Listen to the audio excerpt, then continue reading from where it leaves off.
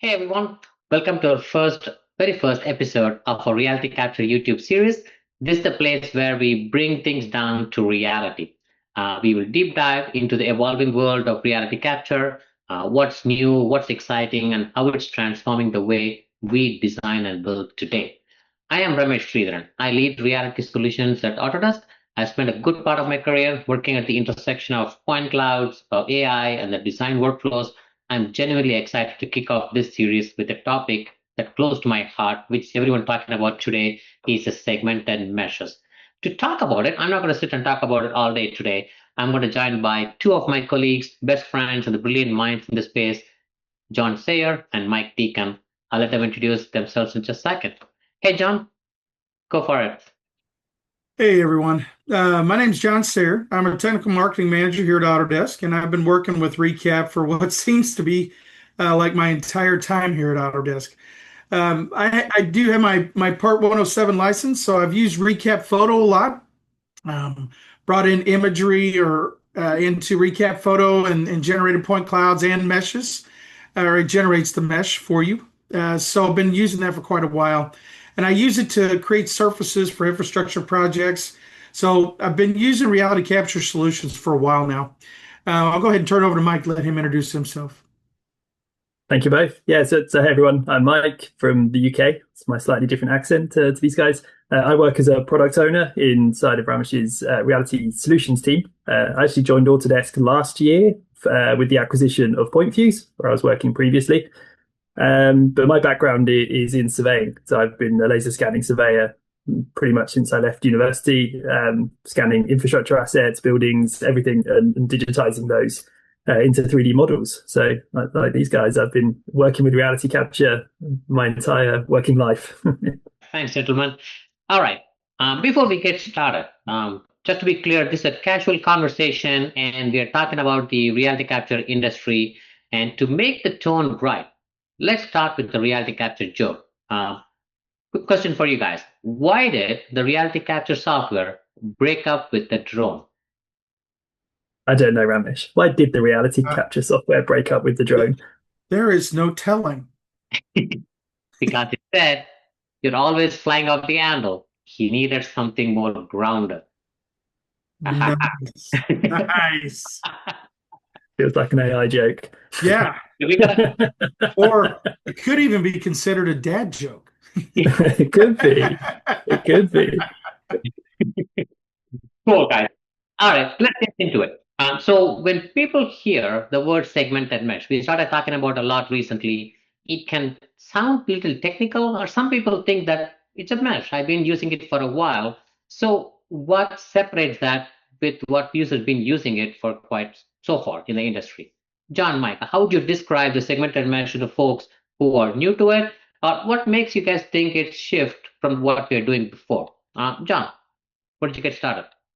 Well, the segmented mesh is a direct representation of the point cloud. All right, and it's built from the point cloud. But it's got huge benefits, and you're going to hear me talk a lot today about visualization. And people or companies say that they don't do visualization, and they do. They do visualization, but there's huge benefits out of the gate with visualization. You can break down those meshes that you have generated from a roads and highways perspective, from a buildings perspective. You can do the same thing, right? So on the roads and highways side of things, on infrastructure, you could grab a bridge or something to that effect out of a point cloud. Lots of that happening, right? There's lots of bridges being scanned, but you can grab a bridge, light poles, signage, guardrail, anything that is picked up by that scan, you can grab out of that. It can be broken down out of the mesh and used for visualization to tell a story, because that's really what the visualization is for, is to tell the story of the project. That information can be not only brought in for visualization, but then it can be incorporated into design. Great point. Yeah. Mike, what do you think? Yeah, the sort of way I think about meshes in general, and also so kind of segmented meshes, is if I have a look around my room right now, what I see is a table and I see a wall, and that wall is in a building. What I don't see is a bunch of points. And also what I don't see is a bunch of kind of CAD objects, nice, simple 3D shapes. I think what the segmented mesh gives you is that reality layer, which a mesh gives you as well. It's a triangulated version of the point cloud. But with it being segmented, it's actually split up into those objects that you see. So my brain sees my laptop as an object, so does a segmented mesh. So it sort of blurs the line between what is a point cloud, what is a 3D model, and kind of brings the benefits of both worlds. Points don't look normal to most people, and I mean probably a bunch of people listening to this podcast, ourselves included, we can look at a point cloud and we can see exactly what it's telling us, but we're the minority. Whereas what the segmented mesh does is it sort of brings a point cloud to the majority. As John said, it makes it easier to understand, easier to view. And then with the ability, with it being segmented, being object based, it's just that one step further from being that visualization. It's actually, it's essentially an asset model. It's got things in it.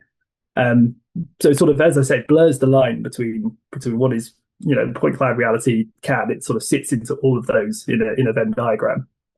Absolutely.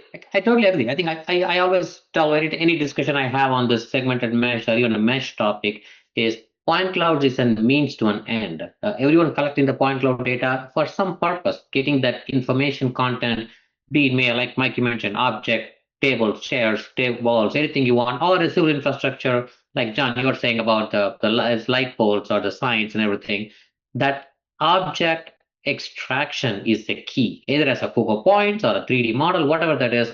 The mesh gives you a solid form of visualizing point cloud data, and segmented mesh takes it to the next level. So it's not just a solid form. Now you can break it down into individual pieces that can be used for a variety of purposes. Exactly like John mentioned, more than a visualization, and how it can be used for multiple other purposes. Fantastic point. So keeping on the same topic, so the shift happening on this whole usage of segmented mesh or the mesh, let's call it as a convergence of this technology. The scanning technology is growing faster, and AI is way more capable, and we are actually seeing huge demand from everyone, right? The owners, contractors, to act quickly on existing buildings or the infrastructure projects to get it done, get the existing conditions, so on. So segmented mesh for me feels like a natural evolution of this reality capture, moving from just collecting data and understanding. What do you guys think? Where do you guys think the pressure coming from? You think it's a tech-driven, we are forcing this technology into the user, or it's a customer-driven, that's a need in the market, or maybe both? What do you guys think? John, what do you think? Well, I think that it is starting to be customer-driven. And that comes from speaking with customers at certain events. I was just at an event for several events in Canada that we were talking actually with GIS folks, and I asked that question, are you looking at scans for existing conditions, things of that nature? And in a room, maybe a third of the folks might raise their hand, and then I'd say, well, now the next question is, are you looking at doing it? And everybody raised their hand then. Some of them might have been fibbing, I don't know, but they still, everybody is looking forward to using the technology that's out there. Okay, so the folks that they're doing work for, take a highway department. I'm going to talk a lot about infrastructure today, but take a highway department or a county highway department or somebody, maybe a bridge district in a county or something. They want to have that bridge scan. They ask for that scan, okay? And when that happens, you have to either climb aboard or sink because you can't deliver. And I would say 99.9% of the time, you're going to get on that ship and you're going to start sailing across that sea to make that happen and be able to deliver that deliverable, all right? You're going to get that scan for them because that's moving forward. It's giving the customer what they want. What do you think, Mike? In terms of a segmented mesh itself, this is obviously coming from PointFuse. We were one of the first people to be talking about segmented meshes 7-8 years ago. And we used to go to events and we'd set up our stall and we'd stand there and people would come to us and they'd say, tell you for 5 minutes why point clouds are bad, why they can't use them, why they're heavy. And then you'd say, well, here we go. Here's an idea. Nothing. And then and then gradually, our technology got better.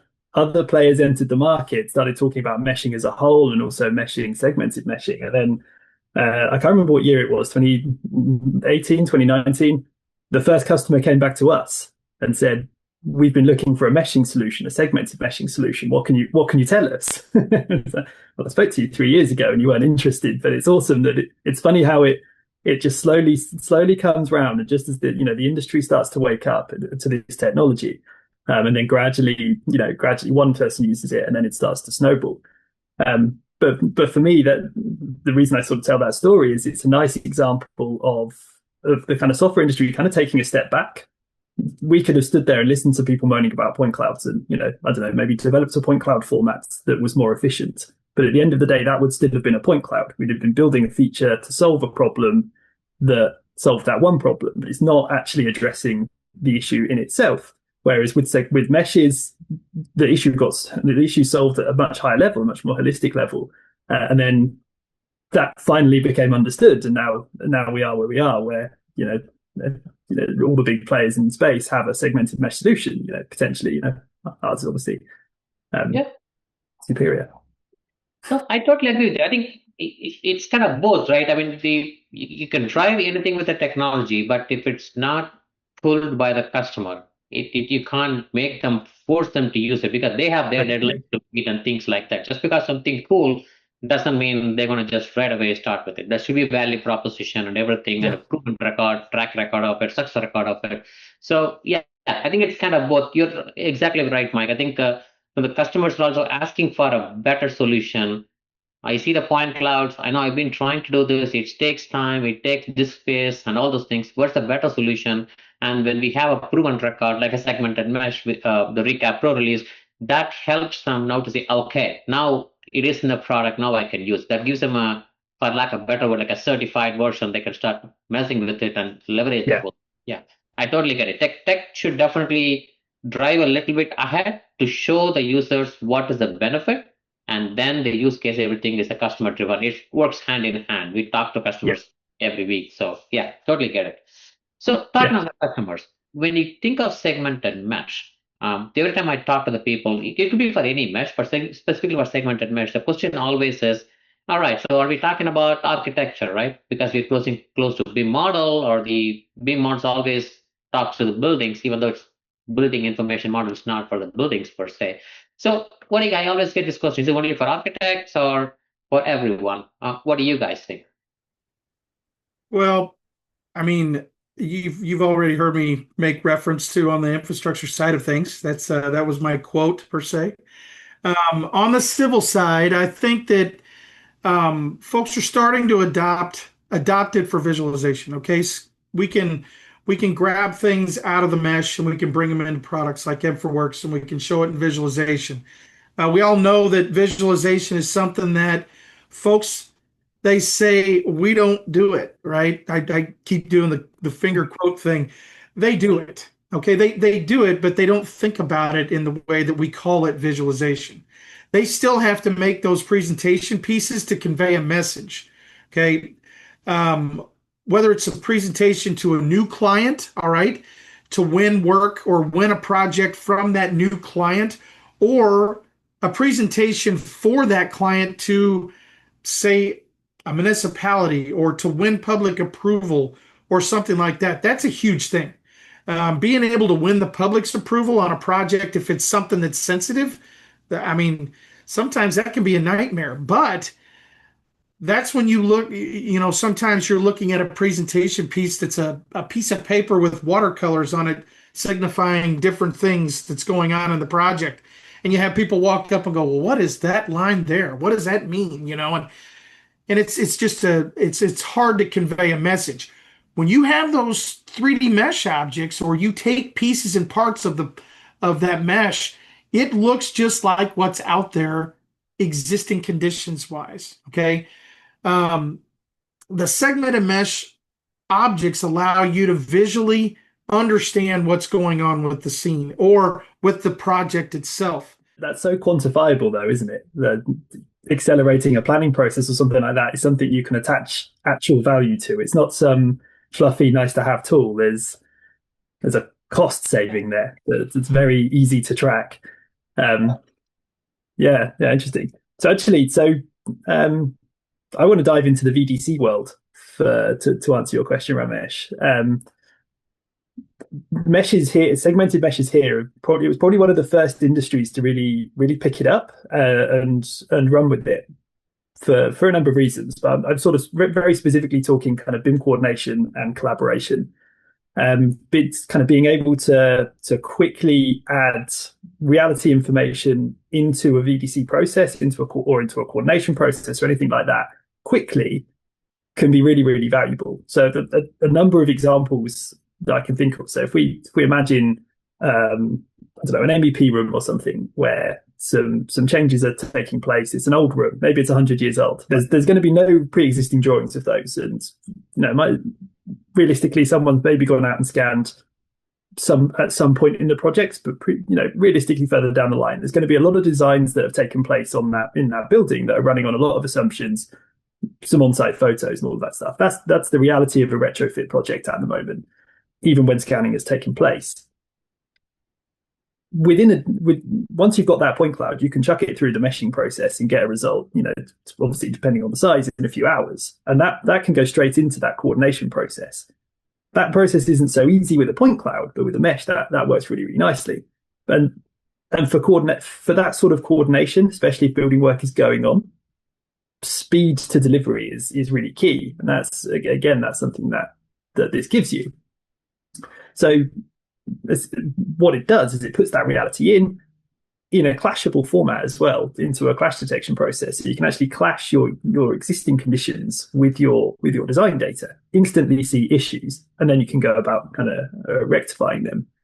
And again, that's a quantifiable cost, just like saving time in planning or something like that. That's a cost that drags on. If you identify stuff on site when you're building it because it was missed out of the model, what's the cost of that? I think there's a cost from 20 years ago was that cost like $21,000 per clash identified on site or something. It's going to be double now with the material prices where they are. It's a real tangible benefit, and it's very easy to achieve. You just run a mesh and you put it into a coordination process. Yeah, I totally agree with you guys. I think the way I see it, like kind of combination of what you guys are seeing. The segmented mesh, I see it as an intelligent representation of the point clouds. So wherever point clouds are applicable to use, mesh have a place, segmented mesh have a place. And buildings and architects might be closely adaptable to it or related to it because they already work on the 3D model representation. So people relate to it very closely, but it is applicable everywhere. It's just a matter of switching the mindset and start using that process. We are seeing applications like, for example, in civil and industrial and MEP, heavy sites, like John, infrastructure corridors, everywhere. So in that scenario, when you're talking about it, have you guys seen the cases where some teams get stuck with the point cloud and the segmented mesh kind of help them unblock that process? Some kind of benefit for the users as compared to point cloud. What do you guys think? I think Mike's got a really good example of this, so I'm going to let him take the. Yeah, we're throwing some ideas around. It kind of builds on the point I just made around coordination, but this was an actual customer kind of use case. I can't say who it is, unfortunately, but it's very specifically BIM coordination, but rather than from a construction point of view, actually from a demolition point of view.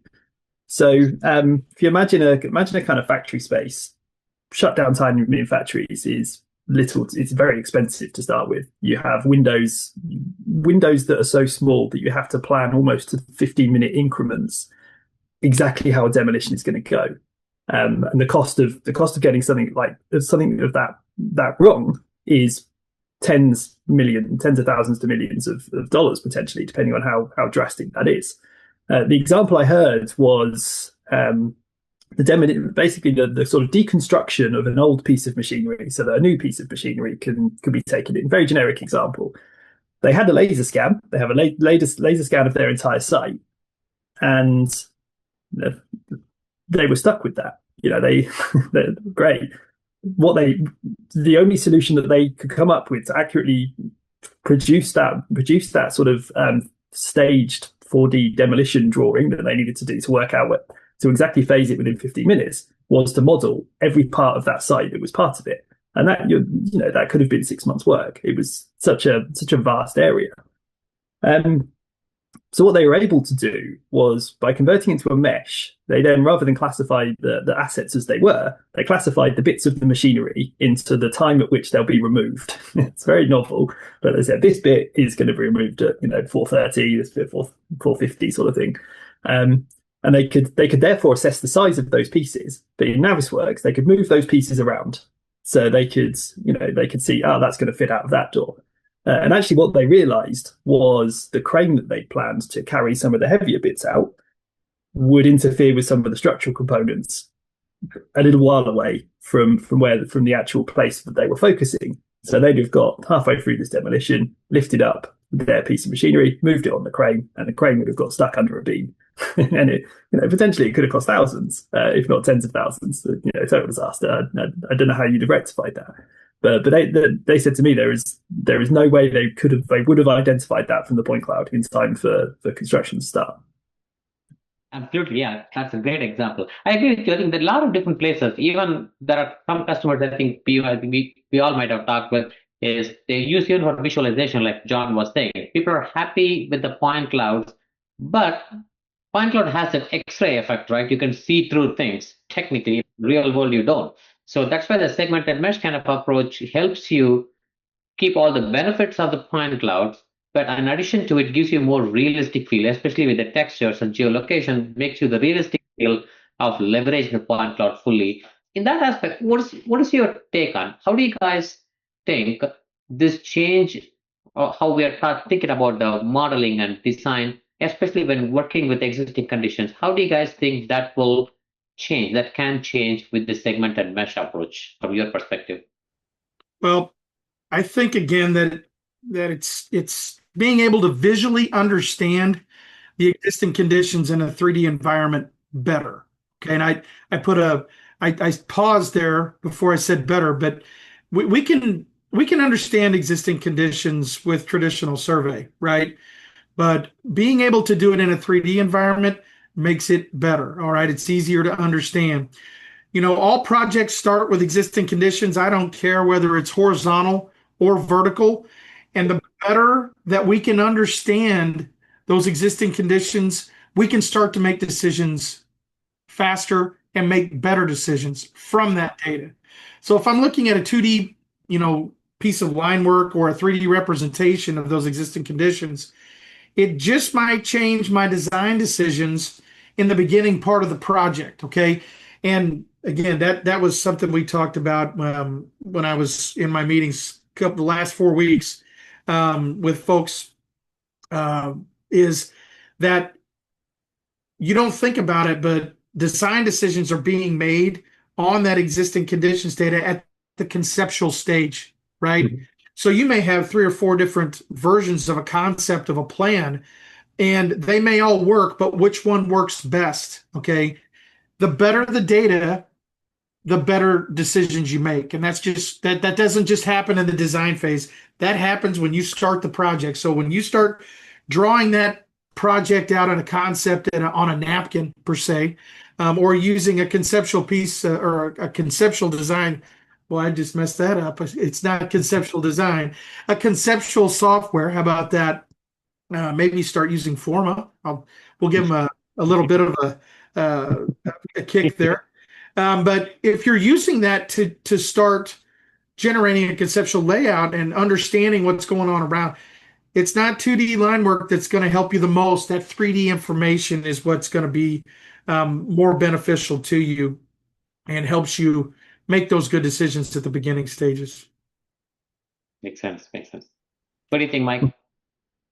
Yeah. I'm gonna reframe things a little bit. In that, yes, I agree totally that the segmented mesh is a launch pad. It as John said, it itself being 3D data is huge to then kind of move on. In my mind, it's also the landing pad. I think that the segmented mesh itself for workflows where design isn't required people are scanning for operational models already.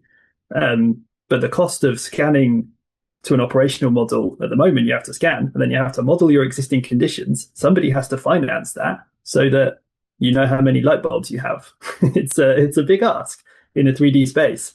So the kind of digital twin aspect of this is really exciting for me, because that segmented mesh itself, with a bit of extra information, granted, asset numbers and things like that, which are very easy to add. It's just numbers from a spreadsheet, can be the end deliverable, especially from a geometric point of view. And it can always be upscaled as well. So when you start to, if you imagine, again, I'll go back to a factory, you can have your whole factory scanned and broken down into assets much faster as a mesh. And then when you're renovating a section, you can just pull those pieces out and put in your new design as and when you need to.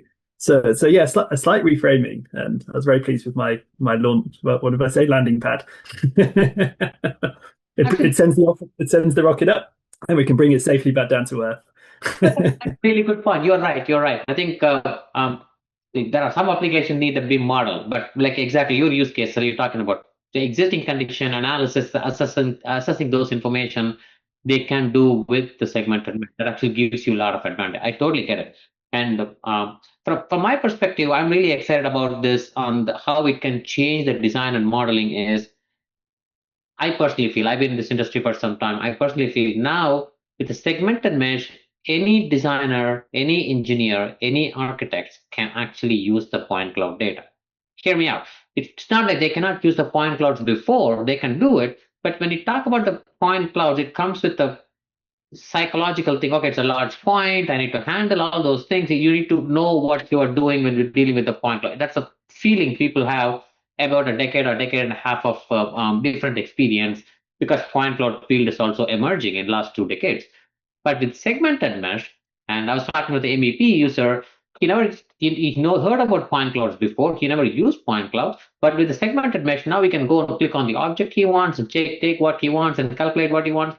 Makes it more applicable, more easy to do. Pretty much everything you're doing in point clouds, you can do it in mesh. And take exactly how you want, make it easy. Anybody can use it and get leverage benefit out of it, which is huge for a big organization. Imagine your organization having like anywhere from 100 to 500, or some has 1,000. If you're thinking only 2 or 3 people or 10 people using point cloud versus 500 or 600 of my architects and designers can leverage this point cloud, it's a big plus. In my opinion, that's where one of the areas where the segmented mesh can actually boost this whole thing. That's the whole point of the segmented mesh, right? How to break it down, make it more usable, so everyone and anyone can use it. And that shows actually. And now that segmented mesh is part of the latest Recap Pro, and we are getting a lot of users and use cases and appreciations. Also constructive feedback to develop as well. But now that we can see that we are tuned with what users want in the industry, and we are actually delivering what they want. And I always say this in every technology, right? When the new technology comes in, it looks like a pinnacle of what we've been doing so far. At the same time, that's actually we are in the base point of the next thing that can come. And segmented mesh, I feel the exact same way. We achieve something great and we have a quality product or user, but segmented mesh by itself spawns up the new era of this leveraging whole point cloud data. Like for example, it's an object-based. Now I can do the maybe AI-based learning or the automation piece of it. Or maybe in future, the segmented mesh becomes a default starting point for any modeling or design workflow for the reality capture. And that other piece of it, that's what exciting me moving forward. So let's wrap this up. What's the one thing you guys would like our listeners to take away about segmented mesh? Well, one thing comes to mind for me: start now. Don't wait. Go lead the charge, because it's definitely it's going to make your workflows better. So don't wait. Jump right in, feet first. Mm-hmm. Yeah, just to kind of build on that, from my point of view, it's no longer pioneers and experts that are adopting this. It's mass market now. So don't, just because it's different doesn't mean that you're the forefront anymore. It's the get on board. Yeah. Exactly. I mean, good thing is that people are already on board. They're working with just a matter of getting used to. It takes few, mostly nowadays the cycle getting shorter and shorter. It used to be long, but now people onboard it much faster.